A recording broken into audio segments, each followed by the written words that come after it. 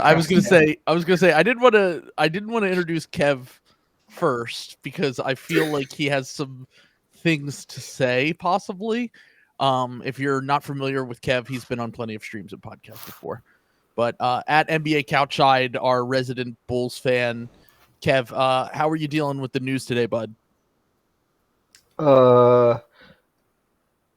My dog is sitting here next to me, Mhm. and she is shaking because she can feel the sadness radiating off of me. Oh, no. Your therapy dog? Yeah. She's she's just reflecting my emotions back at me. But you know, I said this online, and it's true. I thought they couldn't hurt me anymore. I stopped watching like the last 25 games of the season. And I really thought that I had separated myself from the franchise enough that I could, there was nothing more that they could do. And I was like, this has got to be rock bottom. Yeah. But every time I think it's rock bottom with the Bulls, it's not. It's I guess I still had some hope because it was like, well, they still got Caruso. They could get stuff for him and start a proper rebuild. And then they trade him for the guy that I hate the most in the entire league. Oh God. He's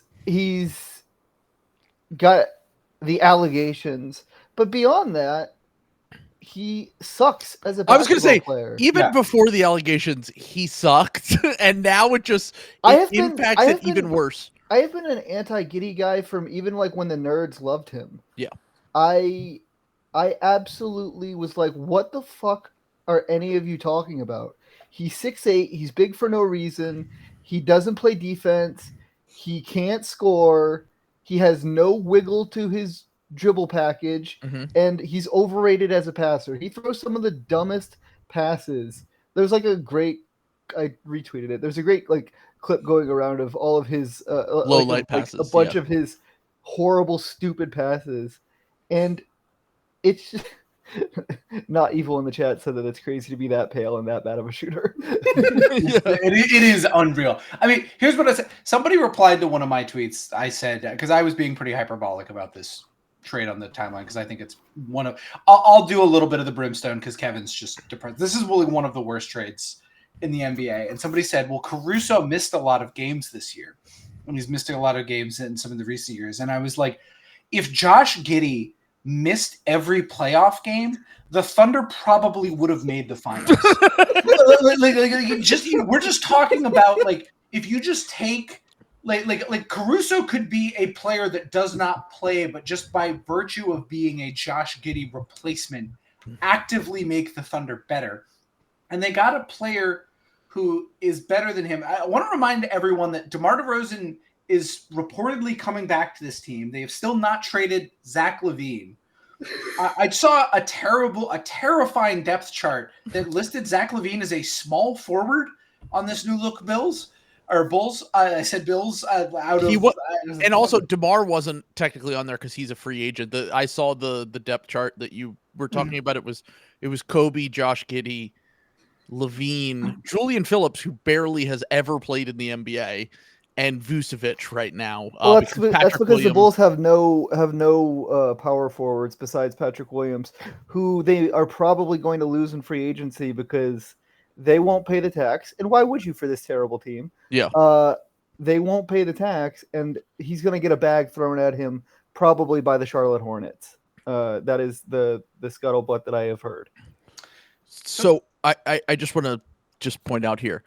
They do say that the best ability is availability. In Giddey's case, it's actually the worst ability. having it play for your team. If your goal is to tank, let's just look at this from, hey, ownership finally greenlit a rebuild and said, you know what, you could tear this thing down. Things didn't work out. Lonzo got hurt. If you want to be nice about it, LaVine's had his stuff up and down. if that's what you want to pitch here, how did you not get a single fucking pick in this trade? Not even a second round pick. You didn't even get a second. They have like 40 of them. They have like 40 seconds. It is the team that like literally owns 2 full drafts worth of like draft picks. Like there's no they have the Thunder should be trying to get rid of these picks because they're not going to be able to roster all of these guys. It is the easiest team to get a draft pick from, and they still somehow did not do it in this lopsided trade. Giddey has 1 year left on his deal, at which point he will be a restricted free agent, which, like, yeah, technically that's a good deal. This honestly feels a lot like, what if the Harden-Ben Simmons trade, there were no picks involved in it, and Ben Simmons like wasn't hurt and was worse at everything, and had never been an all-star or even had any chance to be an all-star. Giddey and like Harden and Ben Simmons are like the superstar versions of this trade in terms of like role players. You know what I'm saying? Like this was a role player for role player swap, and you're getting one guy who is like the apex role player. Like the defining like shooting guard role player that you would want. One of the best point of attack defenders in the NBA. Good shooter, good passer. Yeah, improved shooter. I wouldn't say he's a solid shooter for a guard. He's fine. For everything else he brings to the table. He's literally an NBA champion, a championship level rotation piece. And on the other side, you have a guy that literally everyone just watched in the playoffs be the single reason that the Oklahoma City Thunder did not win the West this year.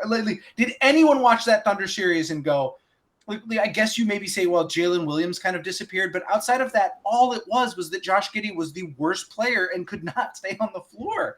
I cannot believe that he had any trade value whatsoever. It's insane.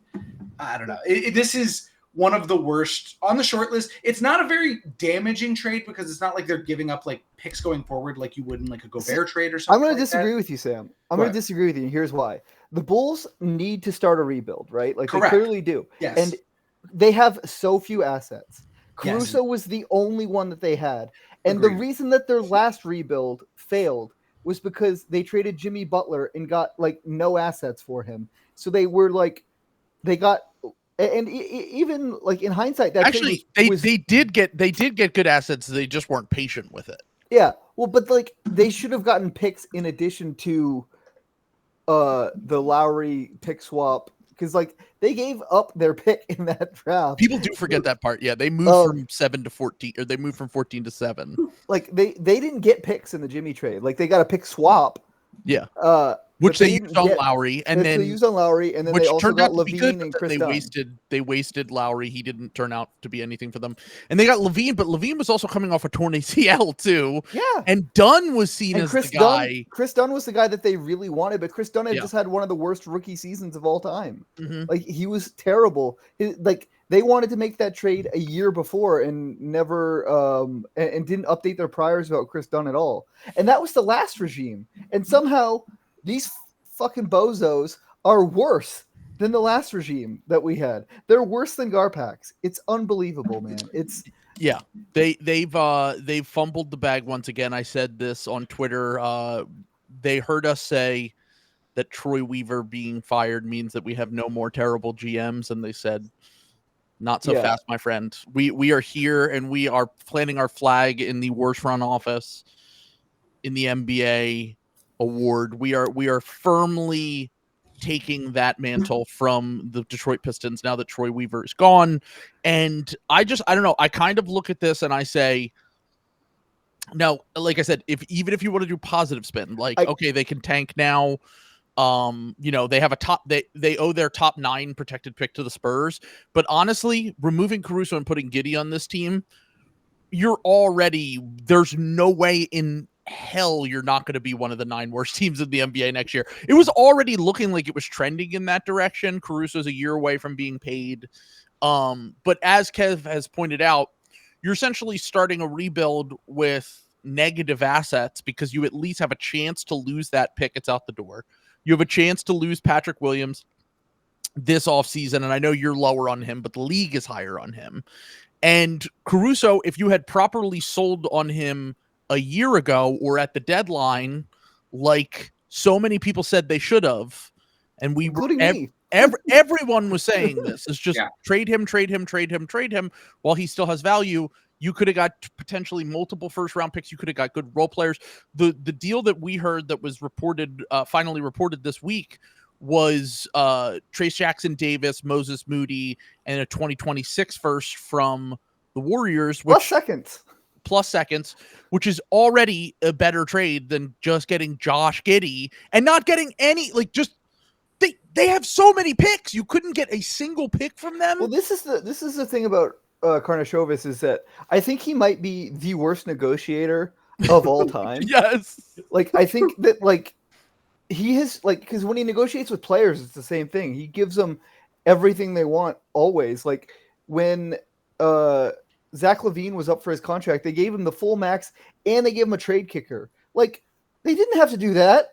No, there was no. I mean, what was the competitive? What was the pressure? Who was? Yeah, there was no one with cap space that could have taken him away. There was no one that would have given him that contract. It's time and time literally again. The only good contract they've ever negotiated was Caruso. And it's because they couldn't offer him anything else. Yeah, all they had was the MLE. Yeah, they gave him the full MLE, which he deserved that and then some. Yeah, but that's like the only good deal they've ever gotten. I guess Kobe, they did well this summer, but, like, frankly, that was just, like, the result of Kobe, like, really going up a level this summer. Like, based on his prior production, that wasn't, like, some, like, huge steal. It was like, yeah, it's about what Kobe should make. Who's more likely to defend this trade on the next pod, Bill or Ryan? Bill. Bill's gonna like this. Bill's gonna like this trade. Although has Bill backed off of the Giddey thing because of the public news that we found out before?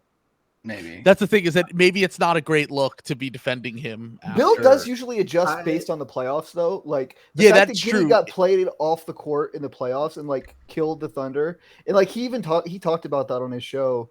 That, he like, does love Caruso too. Yeah, yeah. So.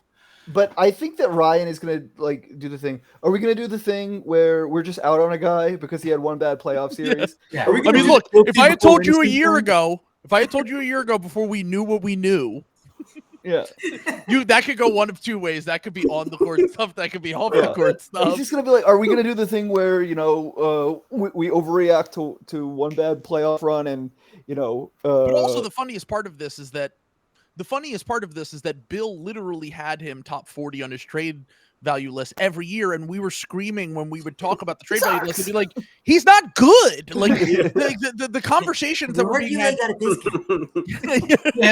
You're buying low. I'd like to mention real quick, Giddey is eligible for an extension. Yeah, and they're going to extend him. Yeah, and also I'd just like to read off, not the Thunder picks in their entirety, just next season. They have their own. They have one via Houston or LA. They have one via Miami that's lottery protected. They have Phillies that's top 6 protected. They have Utah's that's top 10 protected. They have 5 first-round picks next year. That's only next season. And I think only the Utah one is unlikely to convey, if I'm reading those projections right. So that's probably 4. Like even because sometimes, like, it's even making about 4. It is an insane amount. Yeah, the Celtics at the peak of their, like, tearing it down had 3 in one draft. Like, honestly, even if they had just gotten Giddey in, like, the number 12 pick in this draft, I was going to say, even, like, okay. So also, I would have been mad, but, like, I wouldn't have been that mad. Because and then also you could potentially look at a scenario where they take their pick, which they have at 11, I believe, and OKC's 12th pick, and then moved up to get, like, Donovan Clingan or something. Like, there are ways that you could have stretched this further to get, like, a legit guy. Like, I'm not the biggest Clingan fan in the world, but, like, you instantly get a starting center for 10 years at a minimum. Now you can do that. I was going to say, now they might be able to trade up and do that. And I think that they're still going to be looking. The thing is that it's not a good day for Presti haters. He has once again done what all great GMs do, which is call the dumbest front offices in the NBA every single day and say, hey, here's a terrible trade idea. Will you say yes to it? He's been trying to get the Bulls to take Giddey for 2 summers. Yeah, I was going to say, we heard about that was like a year and a half ago when you told me that the Patrick Williams for Giddey thing. Yeah, he tried to trade for Patrick Williams with Giddey last summer. Yeah. And the Bulls were like, no, we're not going to do that. But the thing that's also driving me crazy about this is they are casting it as one, Woj saying that Giddey has all-star potential. Like, no, he does not. He has none. But also that he's being cast as a Lonzo replacement. Like, I'm pretty sure that Lonzo is actually going to be back, at least for like a year or two. But like, Giddey is not a Lonzo replacement. Like, Lonzo shoots threes at volume, and Lonzo's a good defender, and he's like a great defender. Lonzo fits in with stars. That was his appeal, was that he could play off of those star initiator types, and the idea behind him is just a completely, even if you're still high on what Giddey can become, they're just not the same guy at all. No, they're just both tall and are. Giddey is a okay passer who gets overrated because he likes to throw no-look passes. Lonzo is like legitimately a basketball genius who throws passes that like nobody else even sees besides like Jokic. Yeah. So I just one more thing about Karnisovas being a bad negotiator. The other thing about not getting anything in this trade is you tip your hand that you're trading a player for this player who is up for a contract. The agent now knows you have them over a barrel. Yeah, you have no negotiating leverage whatsoever. Like, if you get a first round pick, you at least can go, well, I don't know, you were just kind of the salary man. I don't know, like, like we're taking a flyer essentially. Yeah, we're taking a flyer on you. If there's anything left, we just like that. Yeah, you're pick. a second draft guy, actually. Yeah, exactly. Like, we'll take the money the money that we potentially save in this deal, and we'll hire a bodyguard to follow you around so that we're not hanging around any malls or schools, and we'll try to make it so that you can maybe have a successful life and career here in Chicago. But the next thing that I wanted to say was, it's just a good thing that R. Kelly is in jail, because he and Giddey in the summers would be a movie. Oh god. Not a good movie. A lifetime. I have an actual point that I want to make here, which is that if you're high on the idea of Giddey and your plan is to take a step back, right? You're like, okay, why don't you just draft Nikola Topic? Like, he's gonna fall to 11. He's almost certainly gonna miss. Because you've already promised Devin Carter, Trill. Like, you can't go back on your word to Devin Carter. I mean, look, I like Devin. I'm even higher on, like, I think Devin Carter has potential to, I don't want to say star, but like, I think he could get to the level where he's in the all-star conversation if he's like, he really hits his like full outcomes, which it's probably not likely. What, Derek White caliber player, something like that? Something like that. So that looks a little bit something like that. I mean, I think he's really skilled. I think he's going to be an elite defender, a great guard rebounder. I mean, honestly, I'm kind of just describing, he has I think he has potential to have much more of a bag and an offensive skill set than Alex Caruso, but it is kind of funny that they could have potentially traded away Alex Caruso to then go draft Devin Carter, as opposed to looking at it the other way. Let's get value in a Caruso trade elsewhere and then try to take a swing on Topic. And if he sucks, great. We have some lottery balls next year for Cooper Flagg or whoever's the boozer, who's ever at the top of the next draft. And you have a situation where, competing, you're not going to compete next year. I don't know what the idea behind this is. Like, I think Caruso by himself added so many wins to that Bulls team. And if you even have a fucking thought of bringing back DeMar DeRozan after this contract, or with a new $30 million a year contract or whatever, after you just did this with Josh Giddey, you're out of your fucking mind.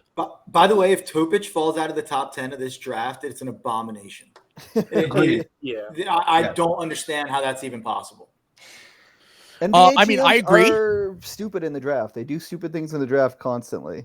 I agree, but literally the tale of the reason why people are fading Topic is because they compare him to Giddey and Killian Hayes and these guys that dominate in Giddey didn't even really dominate, but like Killian Hayes, these guys that dominate in like B leagues essentially, and then when they face real NBA competition, they're just not athletic enough to be lead guards. You know me, I feel like I'm always more skeptical on guards because I think guard play is at such a high level in the NBA. Yes. Like, that was kind of the whole Scoot thing from last year, and there's been Sure. plenty of guards like that, and there's plenty of guards in this class that I'm concerned about.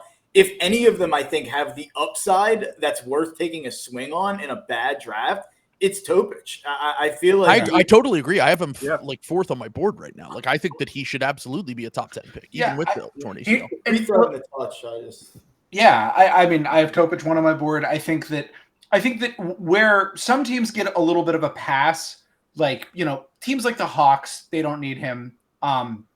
You know, like there are some good teams at the top of the draft that don't the really Grizzlies need a don't point need guard. him. Yeah, like the Grizzlies don't need him. There are some teams like mixed in there, but like, how are the Wizards not like drafting him? You know what I'm saying? Like, how are these teams that just have nothing?